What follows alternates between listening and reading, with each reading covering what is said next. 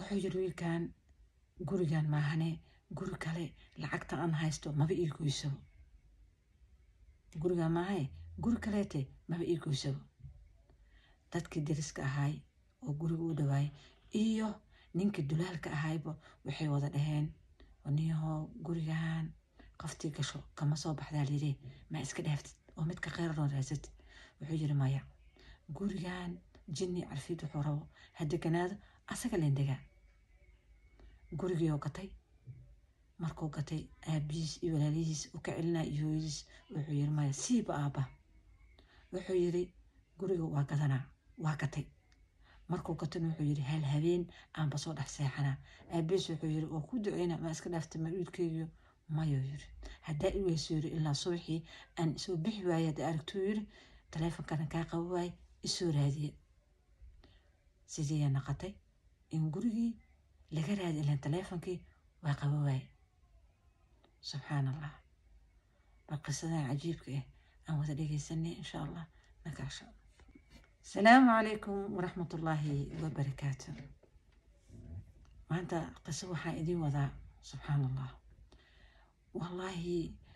ورت أنا إلهي ورت نمط السيو أنا كنت إسلامي لكن وحيا مرة بضن أيام مغلي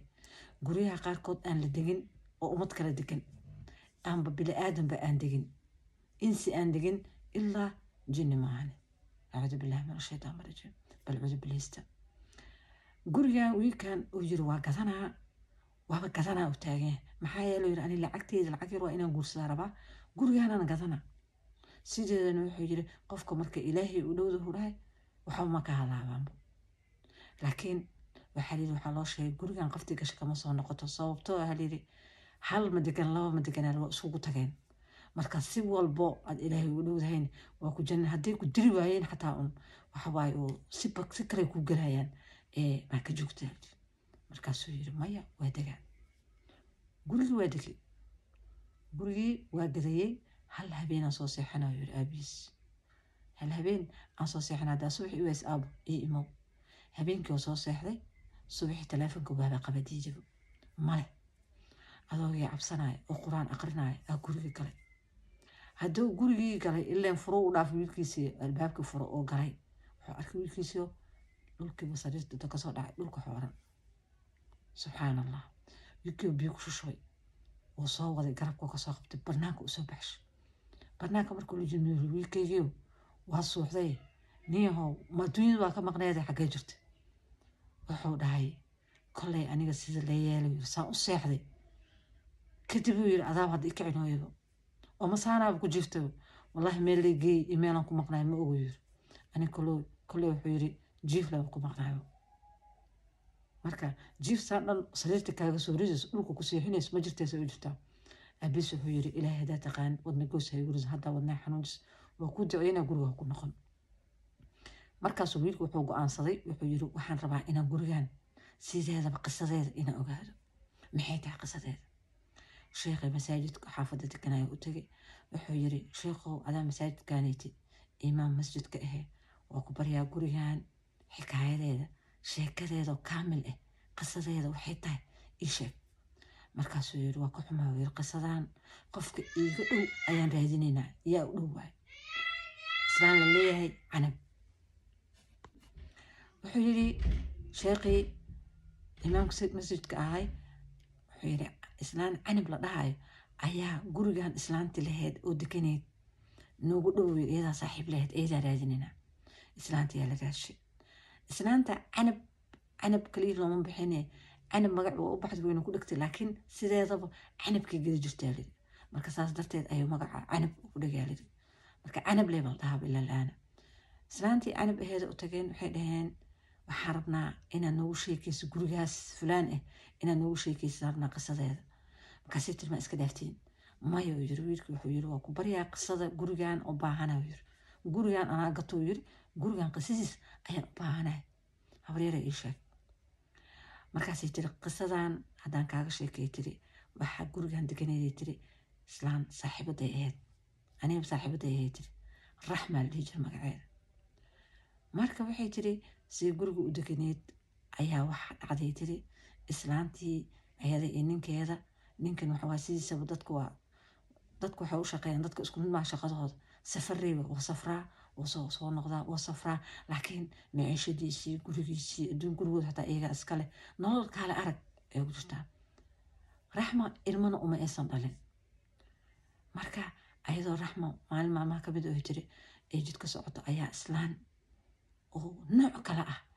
inta usoo dhawaatay waxay tiri magacaaga raxma ma la yidhaahdaa haa raxmoy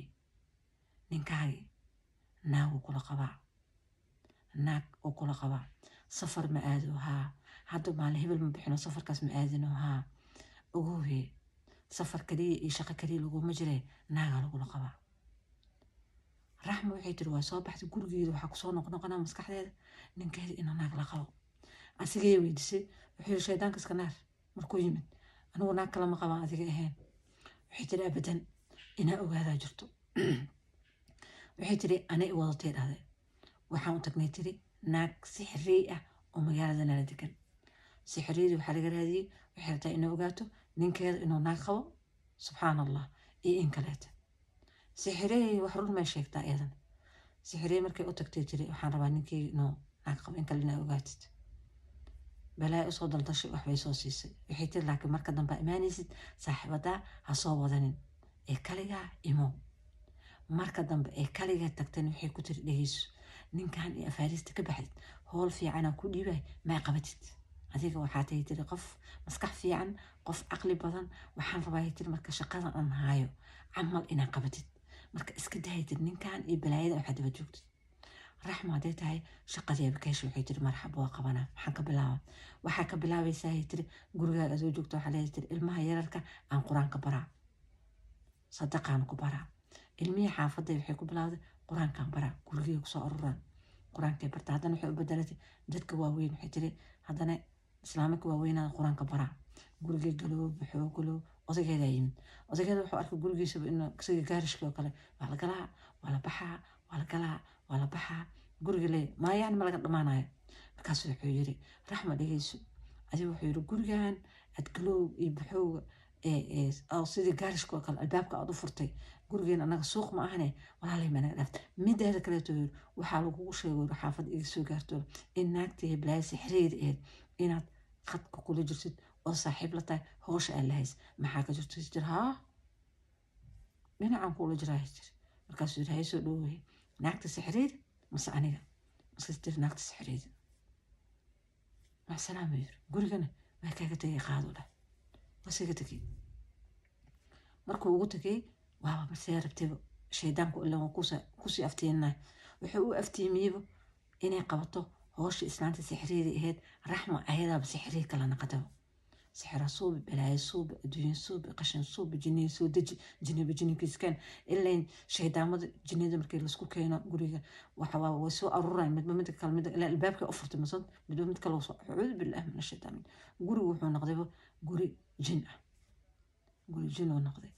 markaas raxmo naagta sixiriida ahaydba ayada ayaa waxay noqotayba naag yacni ka magac dheer wayba ka magac dheer tahayba ayadiiba xaafadihii wixii balaayo ka daba wareega ayaday usoo dhowrmaan gurigeeda lasii galaa waa lasoo baxaa waa lasii galaa sidii saas u ahayd ayaa waxaa dhacday maalinta dambe raxmo gurigeeda inuu saq dhexe dab qabsaday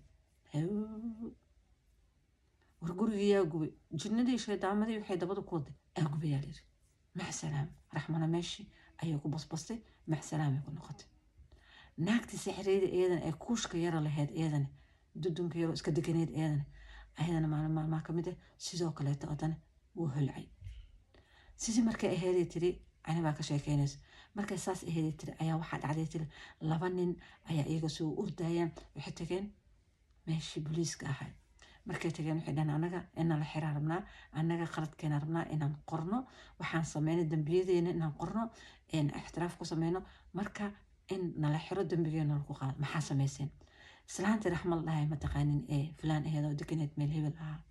ma islaantii sixirka balaayo soo basaal dhahay haa booliiska soo wareysana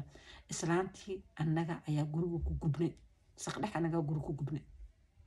kadibna waxaan ogaanay haddana gurigii naagta kaloo sixireyda ahayd iyadana buushkeeda yaraa keligiis inuu iska gubtay laakiin raxma gurigeeda annagaa gubnay laakiin buushka yaraa annaga ma gubno kaliya buushkaas markuu gubtayna kadibna annaga mana hooyano mana hirgalno balaayaana daba taagan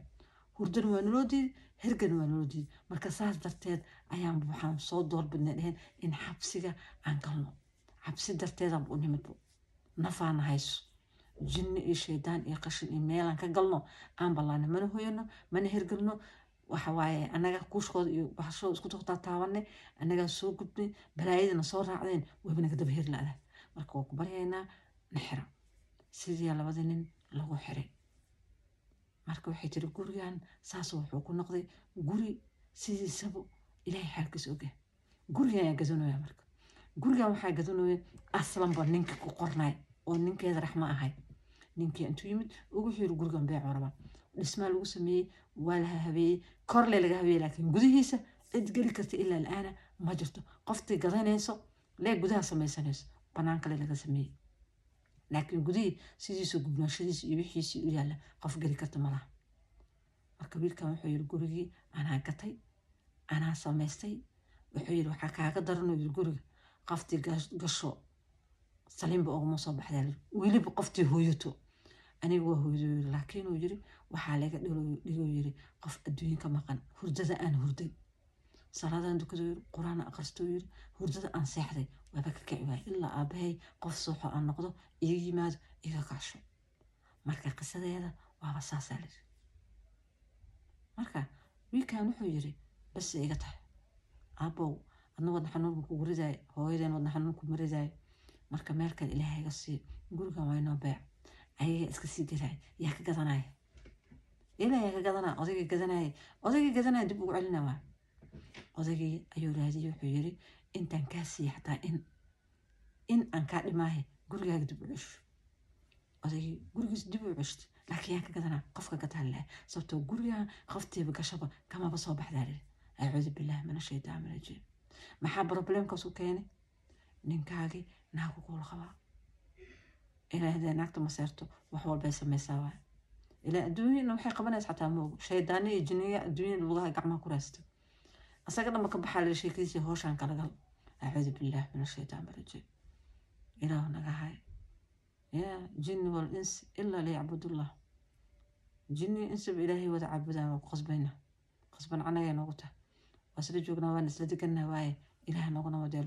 مشان جوجنا الله نوق شرطه شيطانك يجني بلايدن الله نجا خبطه أنا كنت إسلام إن شاء الله قصدنا ما أنت تاسك أكتر إن شاء الله قصدنا حكته حيدي الله عافمات بش برواق عمر الله عافمات سبسكرايب وشير لايكتن هنلا تجينا إن شاء الله haddaan ugu cusub tahay soo dhawow gambaleelkana taabo sidoo qiso walba aan soo geliyo ay kuu soo gaarto waa anigoo ah maskiintii walaashiin ahayd waxaan idinkaga tegayaa nabad geliyo asalaamu calaykum